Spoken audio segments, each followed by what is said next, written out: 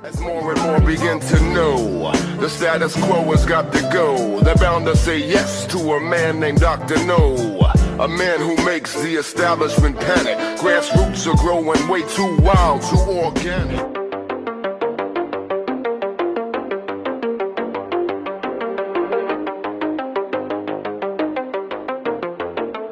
Again, this is Asia Times, and they quoted a senior European officer who said, quote, "If you want to conduct an offensive and you have a dozen brigades and a few dozen tanks, you concentrate them and try to break through. The Ukrainians have been running around in 5 different directions. We tried to tell them to stop these piecemeal tactics, define a main thrust with proper infantry support, and then do what they can," end quote. So they're saying, again, that they were, I guess too broad of an attack when they don't really have the armor for it. And that report said that Ukraine lost 38 tanks, including numerous German-made Leopard 2 tanks on June 8th when they launched an attack because they sent these tanks into minefields without deploying mine-clearing vehicles first. So just in one night, they lost 38 tanks. The Czech president says that Russians living in the West should be monitored. So Czech President Petr Pavel has said that Russians living in Western countries should be monitored similar to the way people of Japanese descent were in the U.S. during World War II. So he's comparing it directly to the way the U.S. treated Japanese Americans during that war when they locked them up in internment camps. So the Israeli Defense Forces are monitoring arms smuggled out of Ukraine and weapons captured by Russia over fears that they could be used by Iran. A recent Pentagon report found insufficient tracking of weapons shipped to Ukraine via Poland. So on Thursday, a senior IDF commander expressed deep concern regarding the situation. He said it's challenging to build the picture and that they're seeing the signs of, weapons from Ukraine, I guess, ending up in the region. The IDF official said that there was a smuggling route from the Black Sea to the Mediterranean Sea. The unnamed source explained weapons, including the Javelin anti-tank missiles, were placed on the black market by Ukrainian paramilitary forces for financial reasons. Miller's comments come after multiple media outlets have reported that the U.S. and Iran are close to a deal that would involve Iran pledging not to increase uranium enrichment in exchange for access to frozen Iranian funds. The two sides are also reportedly discussing a potential prisoner swap. On Wednesday, there was another report from the New York Times that quoted an Iranian official who called the potential deal a political ceasefire to reduce soaring tensions between the two countries. And Netanyahu has described it as a mini nuclear agreement. So Iran has confirmed that it's held indirect talks with the U.S. In Oman. And Oman's foreign minister on Wednesday said that the two sides are close to finalizing an agreement on Americans who are held in Tehran. And they said there is a seriousness to also reach a deal on Iran's civilian nuclear program. So those are comments from Oman, again, who's been mediating these talks. But despite all these reports and all these signs that they are working out a deal, the Biden administration continues to deny it. I think likely because of all the Iran hawks in China are going to give them a hard time over this. All right. So the next one here, Israel will not punish soldier who killed Palestinian toddler. This article is from Palestine Chronicle. The Israeli army decided that the soldier who fatally shot a 2-year-old Palestinian toddler in the Nabi Salah village will not face any disciplinary action, Israeli media reported. The Israeli newspaper Haaretz reported that, according to an inquiry released by the IDF on Wednesday, the soldier mistakenly believed that the toddler, Mohammed Tamimi, and his father, Haitham, had fired at him. According to the Israeli military inquiry, the incident was triggered by a report of shooting near the West Bank settlement from a hill nearby this village. The Israeli army admitted to deficiencies in command, control, and communication among the forces on the ground, leading to erroneous decisions. On June 2nd, Mohammed Tamimi was with his father and mother in their car when a bullet fired by soldiers hit the boy's head and injured the father and his soldier. So he was rushed to the hospital and he died. Again, 2-year-old. I mean, just really horrible. And then nothing's going to happen to the soldier who killed him. So North Korea launched 2 ballistic missiles in its eastern waters in a grave provocation on Thursday. South Korea's Joint Chiefs of Staff said The short-range missile launches followed the fifth and final round of Washington and Seoul's largest ever combined live-fire joint military exercises. We keep hearing that phrase, largest ever military exercises, and this goes to show how high the tensions are on the Korean Peninsula. And these big war games, the U.S. and South Korea started doing them again last year, and they were paused for a few years, as a result of Trump going over there and shaking hands with Kim, and that there was dialogue between the North and the South. But that's all gone away, and tensions are just very high now. The U.S. is going to be docking nuclear-armed submarine in South Korea soon as part of this. And that's just a completely unnecessary provocation, because those submarines can be there off the coast of South Korea. And, because that's just what they do. They're all over the world at any time, secretly. So the only purpose of docking them openly is as a provocation. Here's Gerald Salenti with today's trends in the news. We write, new economic projections reached Wednesday after their two-day policy meeting strongly suggested officials were leaning towards slowing down their increases rather than stopping them. Most officials penciled in 2 more rate increases. Officials. How about official pieces of shit? What's this fucking official crap? If your office occupancy rate goes back to 40%, or 60% rather, you're still 40% down. And again, your office vacancy rates in places like San Francisco, 30%. They're estimating by next year sometime up in Montreal, 25%. New York City's 20%. These are vacant. How are you going to pay your loans? You're not. Oh, and interest rates are high. And they have floating loans. So anyway, you're talking about what we've been talking about. Yep. And it's going to be beyond, it's going to, again, they're closing down the malls in San Francisco. They closed down one top place after another, Whole Foods, one place after another. It's not getting better. It's only going to get worse as interest rates start doing their damage as well. Your daily dose of Liberty education starts here. The Tom Woods Show. So if you have a 1-minute elevator pitch to give about Austrian economics, how would you describe its distinguishing features? I guess the most important thing is that it is not government propaganda. That's the most distinguishing feature. And then that leads to the fact that it approaches economic phenomena with the intent to understand them, whereas government propaganda economics approaches them from the perspective of, we need to answer questions for policymakers about how to manage the economy best. So this is not policy-oriented.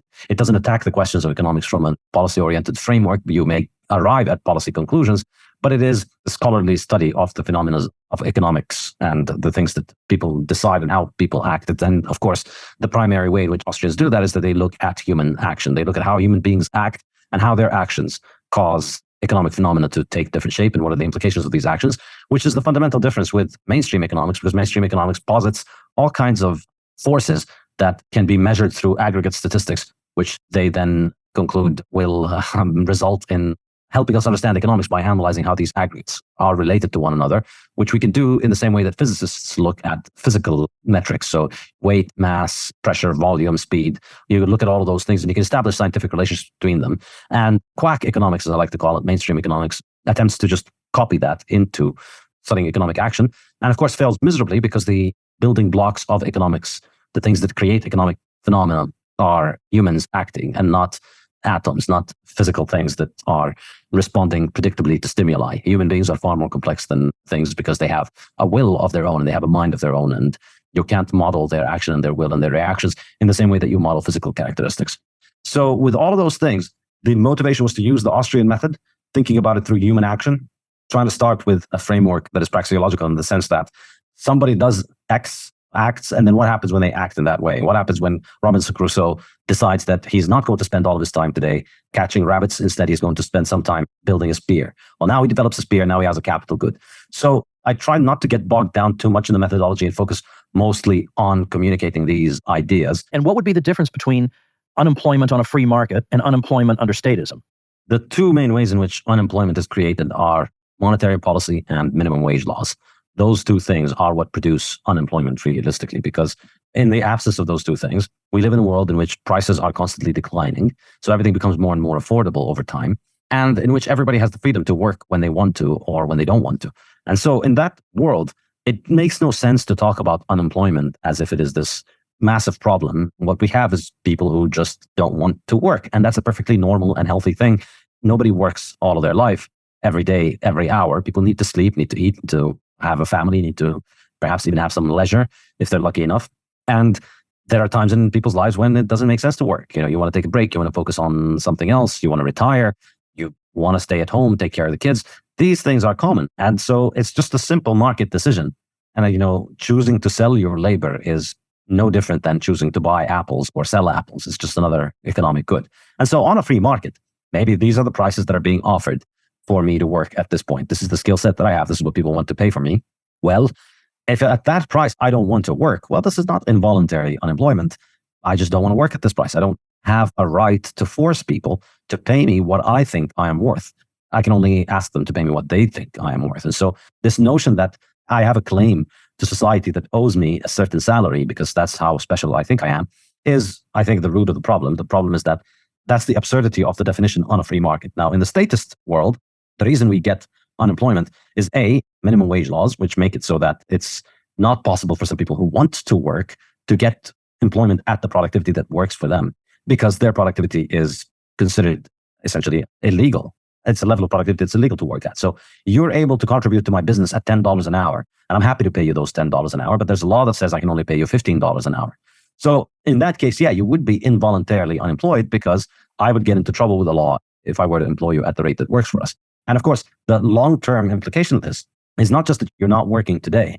The real problem is that the only way for you to get your productivity up from 10 to 15 is to get a job. It's to get a job, turn up, figure out what we do in this work, and start getting better at it, and then raise your productivity.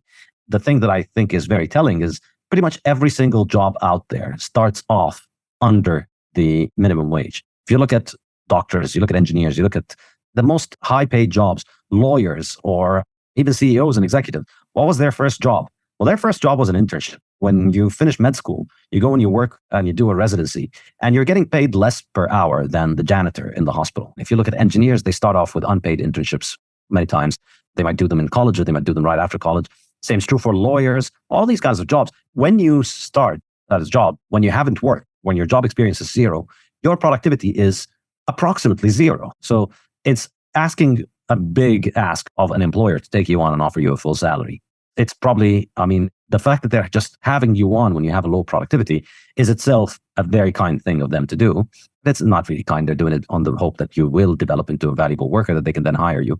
But that's how it is for all jobs. You start off with very low productivity and then you learn on the job and you work your way up. And what minimum wage laws do is they make that illegal for low-skilled jobs. So nobody's out there saying, hey, you know what, doctors and lawyers and engineers, you should not be allowed to do unpaid internship. Well, now they are actually. Crazy people are still trying to get that canceled now because these are the times we live in. But generally, most people, when they talk about exploitation of workers, they think of low-wage workers. And so effectively, they're just banning these people from acquiring the skills.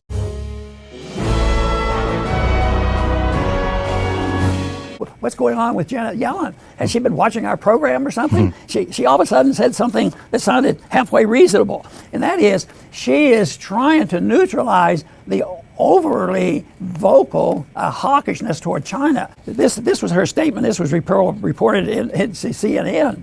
But this is the lead which caught our attention. While we surely have concerns that need to be addressed, decoupling, that's the word, would be a big mistake. Yellen said in her testimony before the House Financial Service Committee on Tuesday, Americans benefit greatly. This is Yellen. Americans benefit greatly from buying goods that are cheaper to produce in China. China equally benefits from U.S. exports that also bolster the U.S. economy.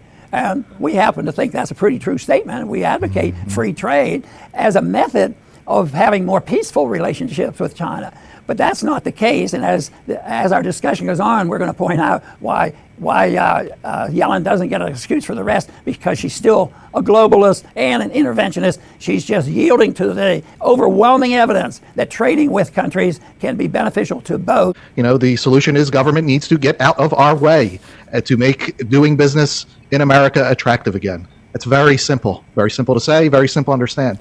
But we have so many people who like to dictate, and they do not want to stop dictating.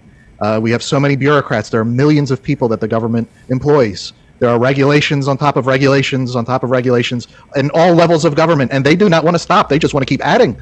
But when this happens, people take their money and they will invest it in places where they are treated best. They will take their money across the world if they have to. And it is very risky to do so. If I was to, I can't imagine doing that, taking my money and trying to go start businesses and work in China. That's a very big risk. You're dealing with a foreign government, with foreign laws, foreign cultures. But people are willing to do that because it is so unattractive to try to do business here in America. And it's getting even worse with the wokeness, so people calculate, where can I profit? And they don't want to profit here. And we have the biggest government in the history of the world. That is the opposite of the land of the free. You cannot have both. It's one or the other. We have chosen the biggest government, and we are suffering the consequences. And to go and point fingers at Russia, China, and everybody else is to really miss the point. We do not want war with Russia or with China. They both have nuclear weapons. We would be physically in danger in both cases. And in China, especially, the disruption would be unbelievable because we are so dependent on them. I mean, I went to a store once, me and my brother, and we were talking about it. We're like, let's look at these, where this stuff comes from. It's unbelievable how much came from China. If they were to just cut that off, our lives would be disrupted to a degree that we can't even imagine. But we're so used to in this country. Yeah, you and him, you go fight. I'm going to go to the beach. Wars are out there somewhere, and it's a shame because that's not how war is. War is a serious thing, and we do not want to be involved in it. And on top of it, our government would clobber us here. Forget about fighting against Russia and China. They would go after us like they did during COVID. They would restrict and mandate, just like in COVID, because we're at war. Nothing is off limits. And, who knows, maybe half the country would call for their own persecution, just like they did with COVID. So we don't want to go through any of this if we want to live good lives. Now, if we want to suffer, then this is the way to go.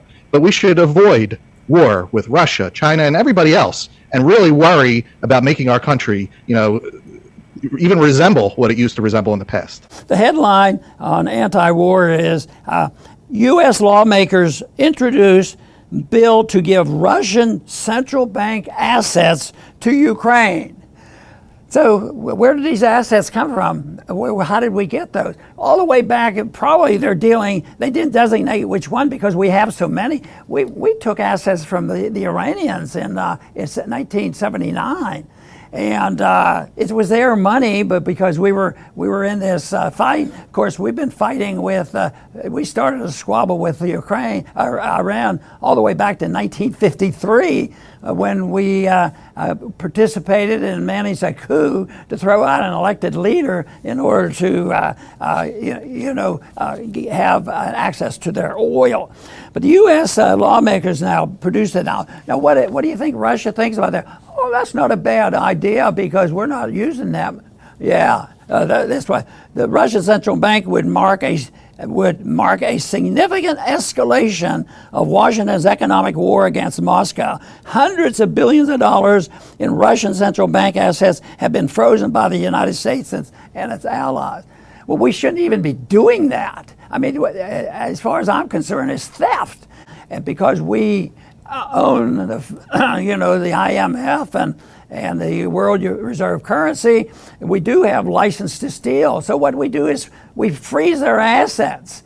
If they did it to us, we'd be dropping bombs on them. But we drop bombs on them, we don't even have to have that much aggravation. It just makes no sense whatsoever. So we get more upset with Russia. So we put on sanctions to confiscate money and freeze assets. And now we're running short of money to keep sending to Ukraine, and they're running out of weapons. So here's a savings account over here. We stole it from these countries. We put it in a bank. I just wonder who earns the interest on all that stuff that sits in these banks for all these years. But that is what they want to do. Republicans and conservatives are in favor of this. And all it's going to do is aggravate it. But you could see how things like this takes us one step closer to having an escalation of the militarism that's going on. The American people are getting sick and tired of the border disputes in Ukraine and Russia and Poland while ignoring ours. And we have as a result all this inflation. So the American people are getting sick and tired of this, and it's not going to be easy sailing. It's going to get rougher, but it need not be. It's not difficult to figure out. We could change policy with sensible people, and it should be simply done and say, oh, that's overwhelming. How could you possibly change all of this? We've been doing this for years. Well, we've been doing it for too long, and it's coming to an end. But we could start by having people who truly believe that all their votes should be involved by obeying the Constitution. And people who want to learn and understand more about a guideline, it's reading the Constitution. But I was told, Ron, you're off base out there. Committee chairman said, we don't look at that anymore. They say that in public, and they don't. That's probably one of the truest statements they ever made to me. We don't follow that anymore, and they don't care. And I think that goes along with my theory that there's a faction out there called the nihilists. They don't believe there's this possibility of truth being known, and certainly they're not interested in the truth of what the Constitution actually says. I want to thank everybody for tuning in today to the Liberty Report.